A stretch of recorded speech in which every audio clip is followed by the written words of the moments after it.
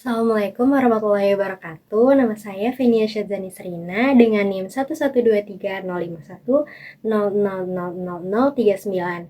Saya dari kelas KPI 3B. Di sini saya mau menjelaskan tentang materi saya yaitu sistem komunikasi intrapersonal. Yang pertama ada definisi asal kata dari sistem komunikasi intrapersonal. Yang pertama adalah sistem. Sistem itu berasal dari bahasa Yunani yaitu sistema yang artinya suatu keseluruhan dari sekian banyak bagian. Kemudian yang kedua adalah komunikasi. Komunikasi ini berasal dari bahasa Inggris yaitu communication yang mengadopsi dari bahasa Latin.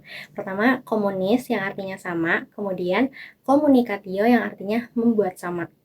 Lalu, intrapersonal ini berasal dari dua bahasa Latin, yaitu intra yang berarti dalam dan personal yang berarti pribadi.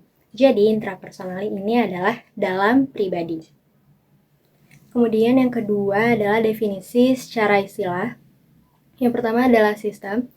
Sistem merupakan suatu kesatuan yang terdiri atas komponen atau elemen yang saling berinteraksi, saling terkait, saling bergantung sehingga membentuk keseluruhan yang kompleks. Kemudian yang kedua itu komunikasi. Komunikasi ini merupakan suatu proses penyampaian pesan atau informasi dari suatu pihak kepada pihak lain sehingga pesan yang disampaikan itu dapat dipahami. Kemudian yang ketiga, intrapersonal secara istilah ini merujuk pada proses mental yang terjadi dalam diri seseorang ketika berkomunikasi dengan orang lain. Nah, jika disimpulkan, pengertian secara asal kata dan istilah, sistem komunikasi intrapersonal ini merupakan suatu komponen yang terbentuk ketika proses penyampaian maupun pemahaman pesan ini terjadi dalam diri individu. Kemudian yang ketiga ada definisi menurut para ahli. Di sini ahli yang pertama itu adalah Jalaluddin Rahmat. Beliau ini merupakan seorang cendekiawan yang lahir pada tanggal 29 Agustus 1949 di Bandung. Beliau ini merupakan seorang pembaca yang tajam dan gemar sekali membaca karya-karya filsuf seperti Spinoza. Beliau ini menempuh pendidikan S1 Komunikasi Massa di Universitas Pajajaran, kemudian menempuh S2 di Iowa State University yaitu Komunikasi dan Psikologi, kemudian S3-nya Ilmu Politik di Australian National University. Beliau ini memiliki beberapa karya termasuk buku Psikologi Komunikasi, terus Al-Mustafa, kemudian ada The Road to Allah, Rindu Rasul, dan masih banyak lagi karya-karya beliau. Beliau ini aktif sebagai dosen di beberapa universitas, seperti Universitas Pajajaran, terus Institut Teknologi Bandung, kemudian Institut Agama Islam Negeri Sunan Gunung Jati Bandung. Bahkan beliau ini pernah menjabat sebagai anggota Dewan Perwakilan Rakyat dari tahun 2014 sampai 2019. Nah, hasil pemikiran beliau tentang komunikasi intrapersonal ini adalah beliau mengatakan bahwa komunikasi intrapersonal merupakan pemrosesan informasi yang meliputi penginderaan, persepsi, ingatan, dan pikiran. Kemudian beliau ini meninggal pada tahun 15 Februari 2021. Kemudian ahli yang kedua itu ada Ronald Lee Applebaum. Beliau merupakan seorang akademisi yang lahir pada 14 Desember 1943 di Charleroi.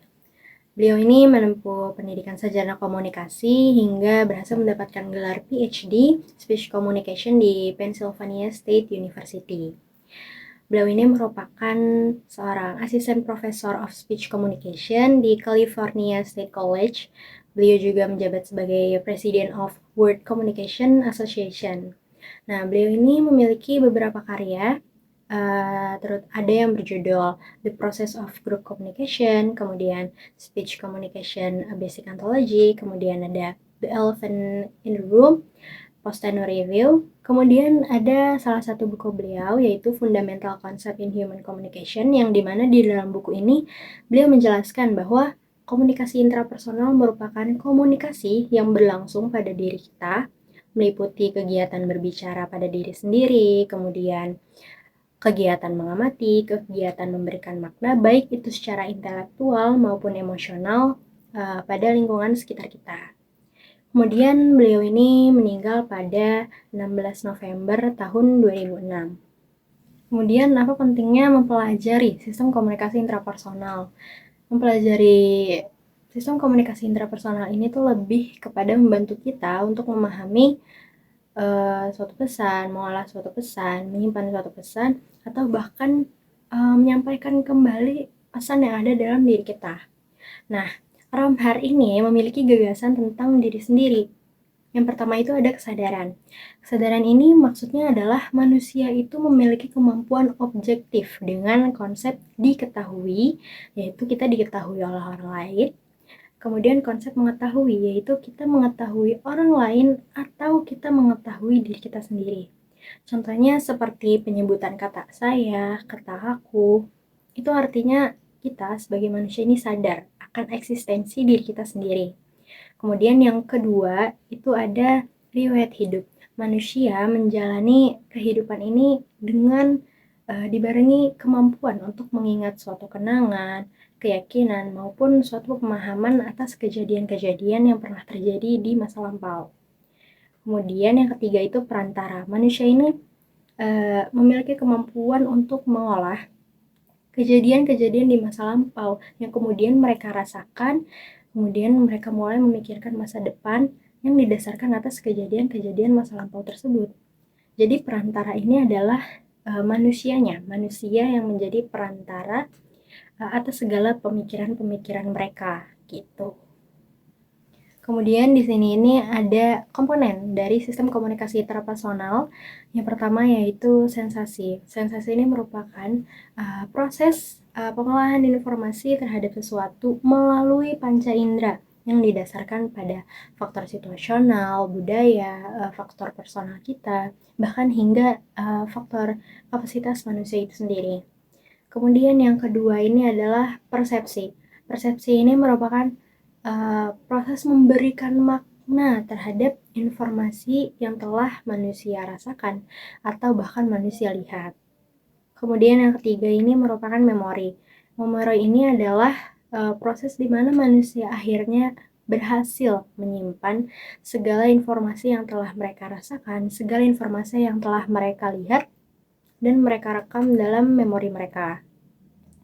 Kemudian yang keempat ini adalah berpikir. Berpikir ini adalah tahap terakhir setelah manusia merasakan sensasi, kemudian manusia memberikan persepsi, manusia menyimpan di dalam memori. Akhirnya manusia ini dapat berpikir, yang dimana berpikir ini bisa meliputi penggunaan lambang, visual, bahkan grafis. Nah, dengan berpikir ini manusia akhirnya memahami realita yang terjadi. Nah, dapat diingat bahwa keempat proses ini bisa terjadi secara sadar maupun tidak sadar. Nah, contoh dari sistem komunikasi intrapersonal ini adalah kayak misalkan kita sedang belajar. Kita membaca, kita mendengarkan, itu distimulus oleh panca indera kita. Kemudian stimulus ini akan disampaikan ke otak sehingga apa yang kita dengar, apa yang kita baca, itu akhirnya dicerna dan kita akhirnya memberikan makna, kita memberikan persepsi atas informasi yang kita dapatkan pada saat itu. Kemudian apa yang kita cerna ini kita simpan di dalam otak kita sehingga suatu saat apabila kita ingin mengeluarkan informasi itu kembali, itu masih ada di memori kita dan kita dapat bisa memikirkan hal tersebut seperti itu. Nah, tadi kan sudah dikasih tahu bahwa sistem komunikasi intrapersonal ini bisa terjadi secara sadar maupun tidak sadar. Nah, contoh secara sadar itu ketika kita belajar tadi, atau ketika kita mendapatkan pertanyaan dari teman.